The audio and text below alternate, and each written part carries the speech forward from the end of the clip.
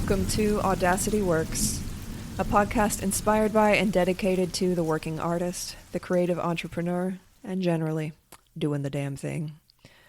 This exists on the premise that the world belongs to those who have the audacity to believe that their lives have value. This is for you. Welcome to Audacity Works. I am your host, Rachel Strickland, and this is episode number 159. And it's about astrology. Very specifically, my thoughts on astrology, and there is a lesson. Now, no one asked me for this episode, but I felt that it was time to record it because I'm sent a lot of content in DMs and like memes and stuff that are astrology centered. And I know why. I'm a witch. I'm out of the broom closet. And when I say the word witch, I know what is pictured. I know what is assumed. And those are not unfair assumptions. Like, I'll give you some of the assumptions. One, that I follow astrology closely and am very, very interested in it. Two, that I have a vast collection of crystals and know how to use them for their energetic properties. And perhaps that I own a lot of purple and love black cats. All of those are fair assumptions, and some of them are true. But here's the terrible truth. I don't really care about astrology. I don't really follow it. I don't really know what's going on up there right now. And it's not that I don't want to know. Like, I'm told a lot because a lot of people that I love and am very close to follow it very closely. And they'll say things to me like, this new moon in Taurus is like really throwing me for a loop. And I would not have known that the new moon was in Taurus, nor would I really know what that means. And I want you to hear me very closely. I'm not saying I think it's bullshit. I'm not saying it doesn't have value. I just am not that interested in it. This has not always been the case. Let's journey back in time, shall we? When I was in high school, the internet was barely a thing, y'all. It was dial-up. You got those discs in the mail from AOL, and it made that horrible sound. And that's just to say that my resources for learning were limited, and my special interest was and remains the occult. And something that was easily accessible to learn about was astrology. And I loved it. And I read about it all the time, and I memorized all of the signs. And when I got to college and I took up running, poor thing, no offense if you like to run, but that was misguided on my part. And the indoor track at the gym at University of North Carolina, Asheville, you had to go around the track 10 times to make a mile. So I would just go 12, and I would use the extra 2. So for every lap, I would hold in my mind an astrological sign. There are 12, if you have no idea what I'm talking about. So I would run a lap for Aries, and I would hold the ram in my mind, and I would let that sort of drive me, because I don't know if you know this or not, but running sucks, and I needed something. Next lap, Taurus. Hold the bull in my mind, let that drive me. And I'd picture the symbols for each sign sort of running with me, and you can bet your ass that made it a better experience, and it also firmly cemented the order of the 12 astrological signs. And I spent a lot of time in that brain space. And I met a man who was a professional astrologer when I was young. I must have been 18, 19 at the time. And it is all he talked about. And he did have a very in-depth understanding and so much nuance. You're like, well, if this is in this house, like, I don't know what the house is. I don't know what they are. I don't know what they mean, but he did. So once you told this man your birthday, he was off to the races, and he was a talker as well. He was a very pleasant man. He just, there's a lot of words that came with him. And here's the thing, he wasn't even a bore. You know how people who just never shut the fuck up are really boring? He wasn't boring, and the reason is because he was telling me about myself. It's never boring for someone to tell you about yourself, even if they're wrong. You're like, oh, this is interesting. It's about me. And eventually I would just need to sort of exit stage left and leave him to continue discussing things with my boyfriend, who was his roommate. And it was around this time where I was losing my interest in it. It just wasn't holding a lot of fascination for me anymore.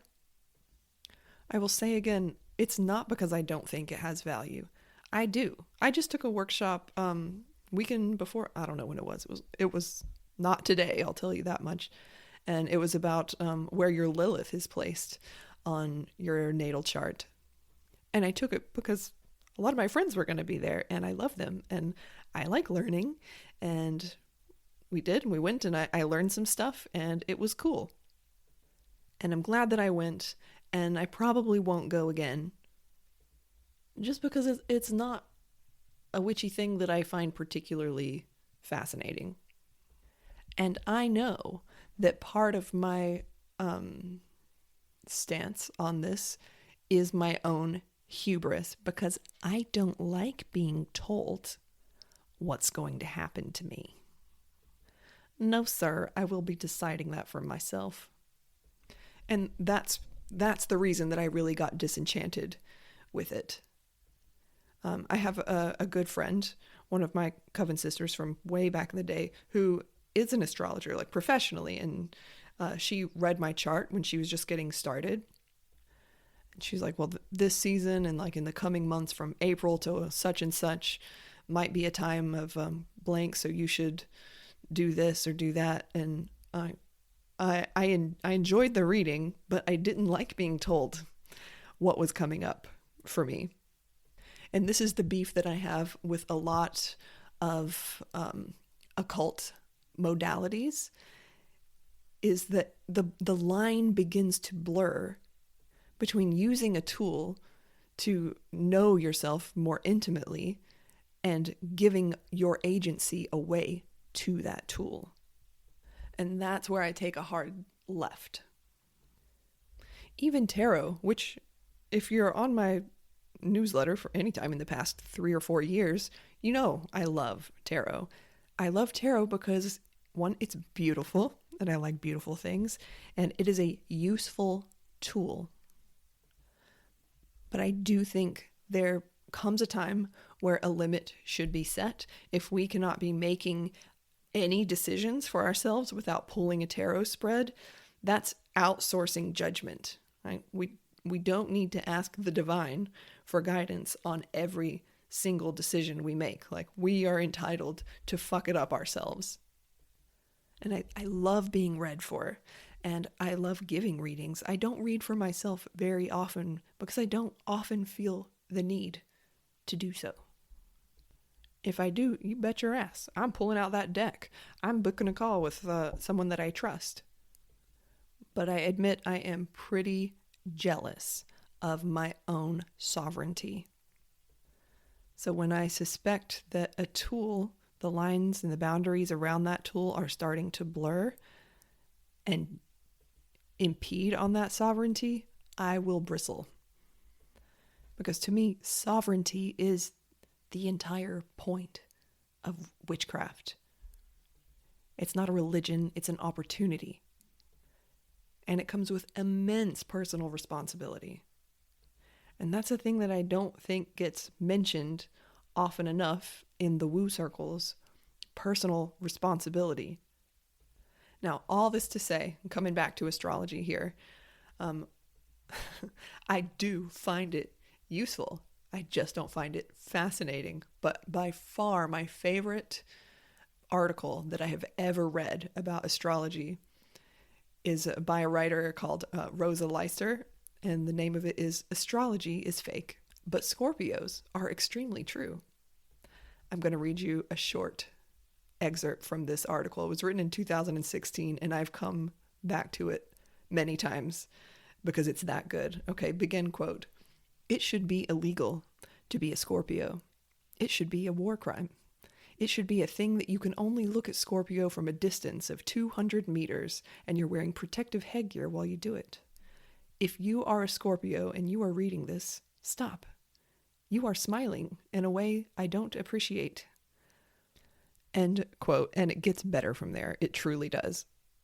And there's a whole series of these that this writer has written, and they're worth a look, but this one is by far the best, the one about Scorpio. And I will, of course, link it in the show notes. So I find this hilarious because it's basically, it's how I feel about astrology. Not that it's fake necessarily, but that this particular thing is very true. And that's why it's useful, because it's a tool to know ourselves more intimately. And I happen to agree wholeheartedly with this author about Scorpios because I love them so much. I noticed that every time I met someone who really lit me up and felt like being in their presence was pure oxygen, they all had something in common. And they all happened to be Scorpio. I'm like, well, maybe astrology is bullshit, but this is real. And then I met my husband. If you know what a natal chart looks like, it's a circle and it's speckled with all these symbols. And if you know all of the esoteric words and what they mean, then you can read it and it's information for you. Amazing. And most people's natal charts look like there's stars sprinkled around. If you look at Manflesh's chart, everything is swamped around Scorpio. He has 5 fucking signs in Scorpio, which is why in my earlier writings, I have referred to him as King of the Scorpios, because wow, that's a lot. Wow, that's a lot. So yeah, I definitely have a type, and that type is Scorpio. So I picked the Scorpionist one that I could possibly find, and that's plenty. Thank you. And that's part of the reason that I wanted to record this podcast right now, because we're in Scorpio season, and because of my affinity for them, I have 10 birthdays that I have to try to remember this month, and I'm not going to remember hardly any of them because I'm really bad at that. But I will remember the King of the Scorpios' birthday.